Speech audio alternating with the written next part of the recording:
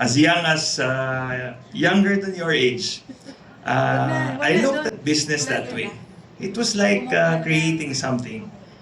Maybe because I was because of my parents also. When I was young, I saw my mom doing a lot of small businesses. You know, Yema, ganun. You see that, and then well, I think she didn't have to, but she felt accomplished.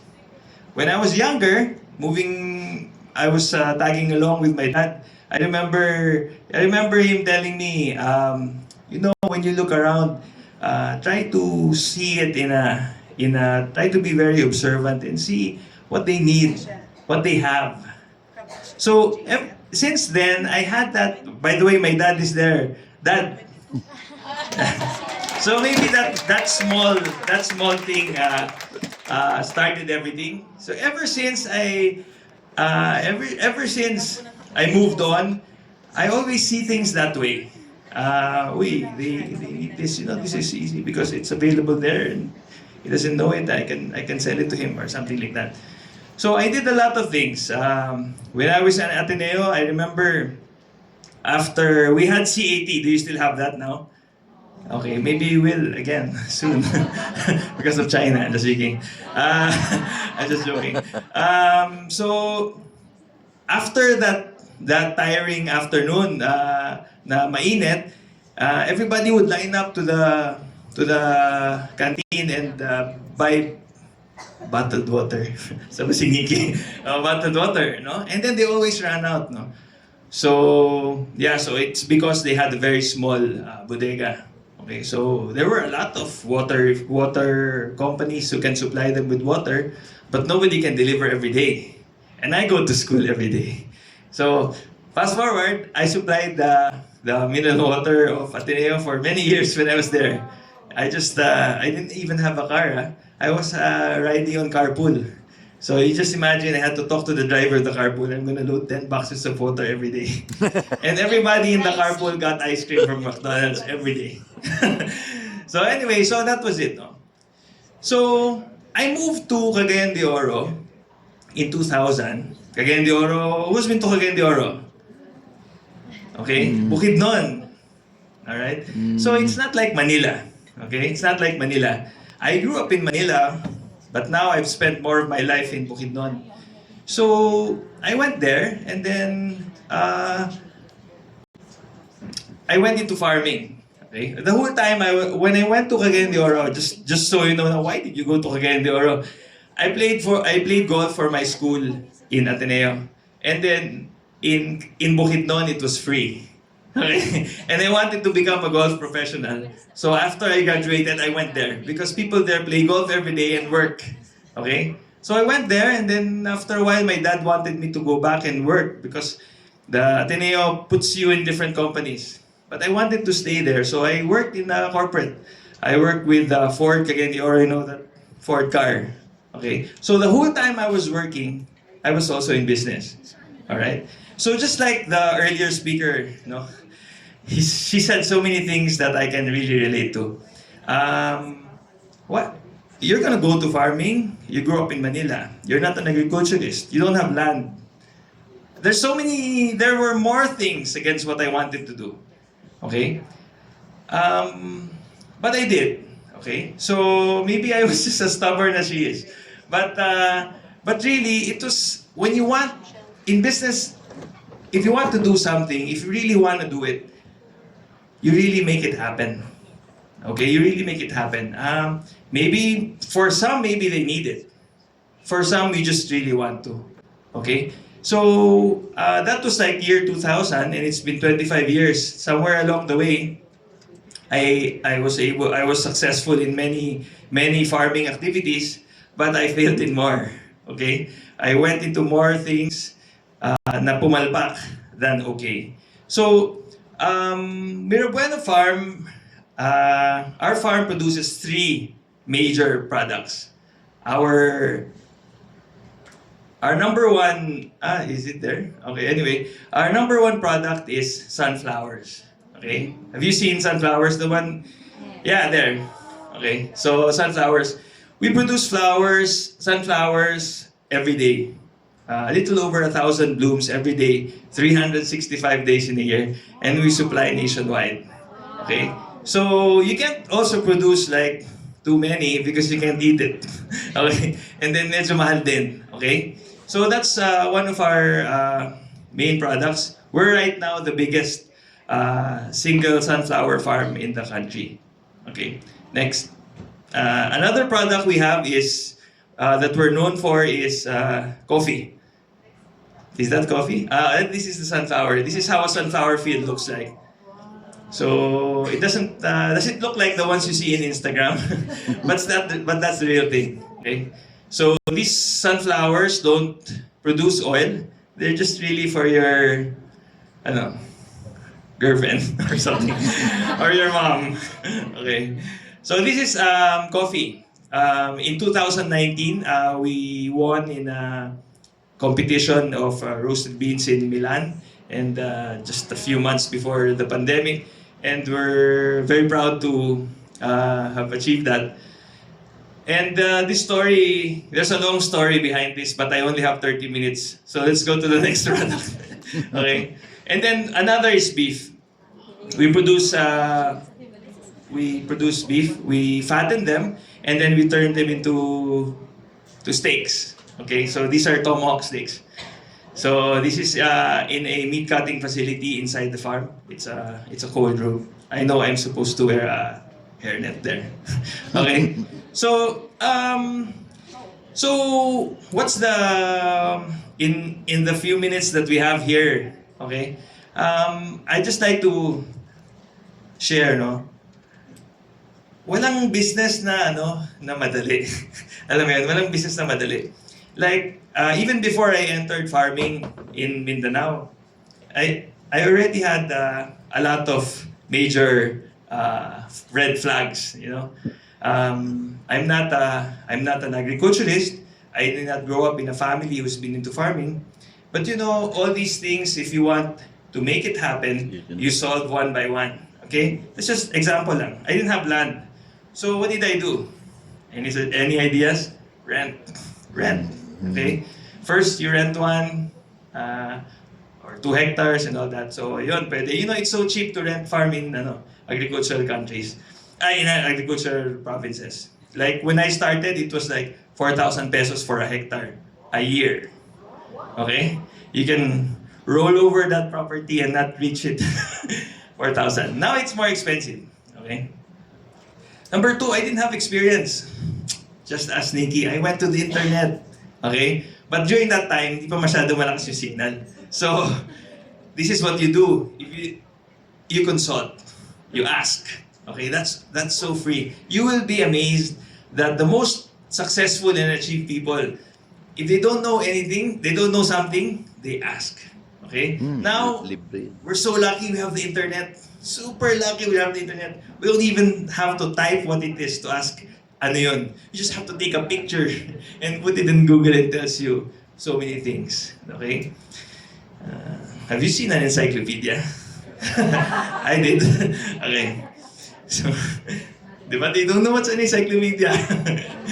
Yeah. Back then, there was no Google. Only encyclopedia.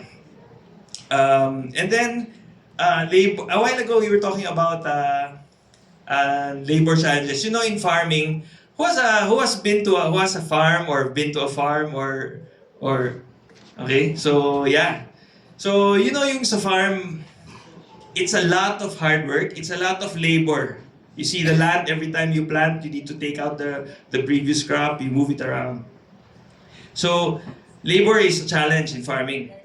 As your farm comes closer to the city, all the people in the farming areas, they want to work in the malls. They want to be merchandisers there. If there's a road being built there, they want to be in construction. So nobody wants to work on the land already. Okay? So when that happened to us in 2000, this field, puno yan ng rocks, no? Iba-iba eh. The fields are different. Some are full of rocks and all that. So, to plow the land, alam mo yung may bakang nasa harapan tapos may nakahawak na ganyan. Yeah, so that we do that. Until ngayon ginagawa pa yun. Because there are some areas that you can't do that because there's so many rocks. Okay? So we wanted to plant and we couldn't do it. So we started picking up the rocks. And then everybody in the whole barangay was laughing at us. How are they gonna put out the rocks, you know? Because I was thinking, if I move this rock from here to here, I'm quite sure tomorrow it's not gonna roll back.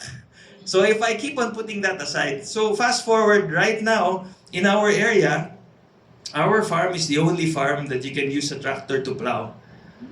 What 7 farmers can do in 3 days, we can do in an hour. Okay? So that's why also you will find that agriculture in the Philippines is not the same as in other countries. Okay? Kasi we're behind in these things that we do. Okay? So mechanization is something that we had to do. I have here like 4 or 5 different problems we encountered. I'll go through them very briefly. But you know, problems in business. This one I really want to stress on. Problems in business are blessings. Paano nangyari yun? Problems in business are blessings. Okay? Number 1, if we did not have that labor problem, we did not pick out those rocks. If we did not pick out those rocks, we will not learn how to use machines. Now, we use machines, the cost of producing our crop is way, way lower than others would. So that's number 1 blessing.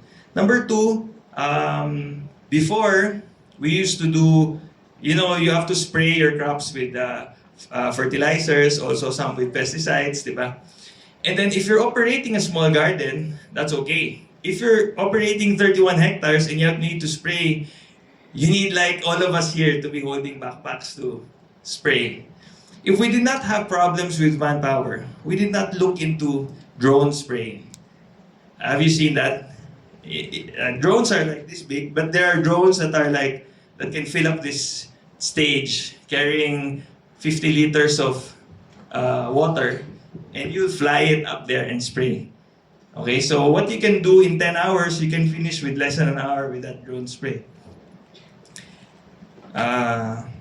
Water. If you're farming, sometimes at certain points, you need rain. Okay, you need rain. If it doesn't rain, so what? So paano? You fail the whole project, right? But you have to keep producing sunflowers. You can't tell the flower shop na, I don't have flowers this Valentine's, I'm sorry because... So you lose your business. Diba? Yung suki niya, mawawala din. Okay? You can't move Valentine's Day from Feb 14 to Feb 20, right? So, we went into drip irrigation. Drip irrigation, you put a hose in there's a hole for every single plant. So, these things we encountered, no? Fuel and electricity cost. Back before, you still remember when the Ukraine and Russian war started? The cost of diesel then was 25. Well, of course, it was much lower when I was like your age, but it was around 23, 25. Then we use pumps, diesel pumps, to pump the water from our reservoirs to the field. Then it became 100 pesos per liter. That was a problem. That was a blessing. We learned and studied how to do solar power. Now we're fully solar. So even if now we don't use diesel for our diesel engines. So every single time we experience a problem. Well, of course you're sad because you have something to do, but really I know right away at that very moment this thing is going to be a blessing. So that's what. So why did we go into sunflower or to beef and all that?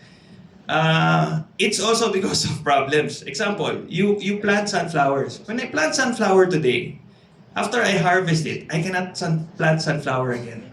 If I keep on doing that, the next generation of sunflowers I plant there, they're gonna be mabilis sila magkasakit. You know, because when you cut it, some of those pest residues from the previous crop will eat up on the new baby sunflower. So you need to plant another. So we planted corn, sweet corn. Okay? Yeah. So we planted sweet. I was going to insert a joke because they said, you know, Athenians if they lose their jobs, they will not go hungry because they can plant sweet corn. Because in front of Ateneo, 20 years ago, we sell sweet corn. But anyway, it's a different generation. Anyway, yeah, so we plant sweet corn. After you harvest the sweet corn, you just get the cob. Okay, you just get the cob, and then you sell it, and then you're left with the plant. Now, I have no machine to take that plant out. I have to cut it. You're not talking about a field like this big. It's like big. Okay? So really big. Like maybe each batch will be like 6 times of the multi. And you have like 1 batch every 3 days. So you have so much, you need a lot of people to clear the field. So we looked into feeding it to cattle. Okay? And then, if Nikki was into Instagram, I was into YouTube. So I saw this guy teaching, an OFW guy teaching Filipinos how to fatten cattle. So we followed what he did. We tried it. We cut the corn. It was really okay. Alam mo, would you imagine that a single cow can grow more than a kilo of meat every day? More than a kilo of meat every day. Di ba? Parang, it's impossible. So we did that. Every week, I weighed the cow. I can just imagine how much pressure I put into that cow. So every week it did. And then when it stopped gaining that fast, it's time. Alright, so we slaughtered and we produced cattle. And then it went okay. And then eventually, now I ran out of sweet corn to feed the cattle. We increased in cattle already. Now we're planting corn to give to the cattle. So, and it goes on. The manure of the cattle, we process it, goes back to the field. It's an integrated thing. So when we planned this out in the beginning, when I started it years ago, I did not plan it to be like this. So normally, always, anak siya, it's connected. It's like integrated. And it gives you that solutions to your problems and actually blessings that makes your business stronger. A while ago, somebody asked Nikki also na, how do you get good people? How do you get good people? Sabi niya, it's always a challenge to get good people. That's so true. But you know, having good people is also something intentional. Wala kang makukuha na when he or she gets there, she's perfect, the right for you. Okay? Hindi talaga ganun. Kahit sa pag-asawa. But anyway, hindi talaga. You make it happen. Alright? You make it happen. So, you tell your staff to, this is what you want. He tells you, you know what, andun saan siya mahina, where he's good at, where he's not good at, and you help him. And it's gonna be different for every single employee or staff you have. Okay? So, yes, kung hindi talaga okay, of course, you change. Tanggalin yung change. Di ba? But most of the time, hindi mo alam when you change yung kapalit nun. Baka mas malala pa. Okay? So, it's a lot of patience, it's a lot of hard work. Okay? At some point, it's like family. Okay? Because you'll be amazed that when you have a group of people in your business, all of them, they have their strengths and weaknesses. And you'll be surprised that yung isang staff mo na gusto mo nang tanggalin, a few days or a month after, saved your business. You know? So, it's really something you work on. Okay? Of course, you hire the best. Hindi din okay na, this guy graduated ganito and all that. Also not like that. Normally, it's attitude, it's a lot of communication. It's getting everybody on the same boat as where you're going. So ganon. And then, there's many things in business we cannot control. Okay? So, what? Example, wag na lang natin isama yung rain, yung we're in the Philippines. Dito tayo, we're Filipinos, we do business here. You can't change your government overnight. Okay? You can spend days, hours, months whining about government. Okay? But it's not really gonna make much difference just you whining about it. Okay? It's like a soccer game in a field, you can choose the conditions. Okay? Sometimes, nandito tayo eh. Okay? We're here, we work in this, in our environment. Of course, we hope it gets better, but still, it should not stop you. Okay? It should not stop you to work around. Okay, so number one problem of farmers in Bukidnon. I'm glad Nikki said she wanted to support local because she was importing a lot. Okay, and we also import some, but connecting the farmer to people like Nikki's industry, I think she was using cassava and all that. That's gonna be big time for farmers. After when we got that award in coffee, we had so much orders in Manila. Our farm was not big enough to support it. But we had a lot of other farmer friends who had coffee just as good as we had. Hindi lang sila na-expose, hindi lang sila nakarating dito. So right now, what we do, we allow them to bring their coffee to our farm, we roast it for them, we pack it, and then we supply it here in Manila. So it allows that, and we tie them up with this farmer is tied to this. We just process it. So it's not like a trader thing, it's more of just like a tolling thing. Something like that. So,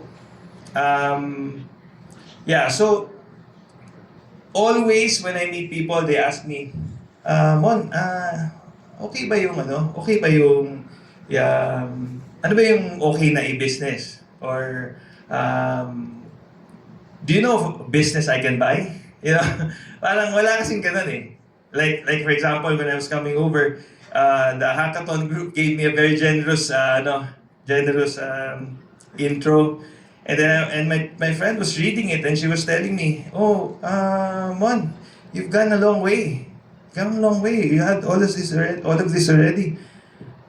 And I told her, "Yeah, I've gone home, but it doesn't feel like it." Yeah, why doesn't it feel like it? Kasi parang every now and then may problema pa rin eh, di ba? But di ba, sabi ni Nikki kanina eh, kaya nga tonto ako eh. Sabi ni Nikki kanina, hindi talaga yun natatapos eh. It's never ending, okay? The problems you come up with, they're never ending. Ngayon, tao, tomorrow it may be your market, maybe your competitor, but it depends on how you react to it.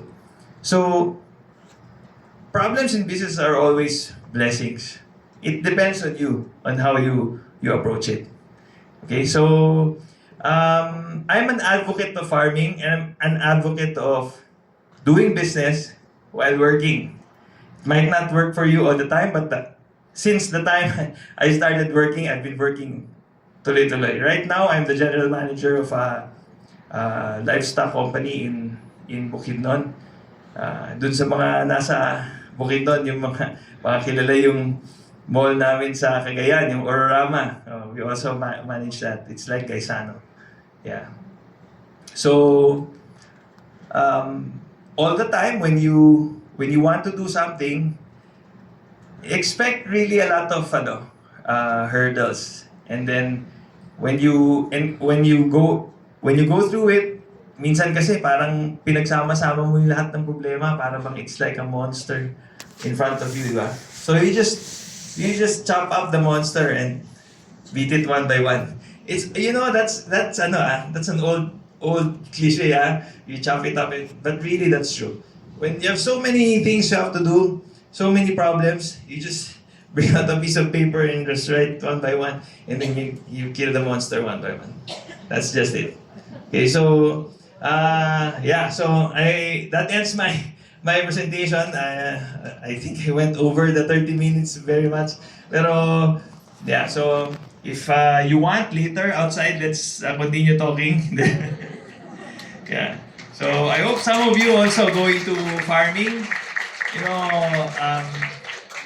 We need a lot of help there. Okay. Again, a warm round of applause for Mentor Raymond. Thank you, sir.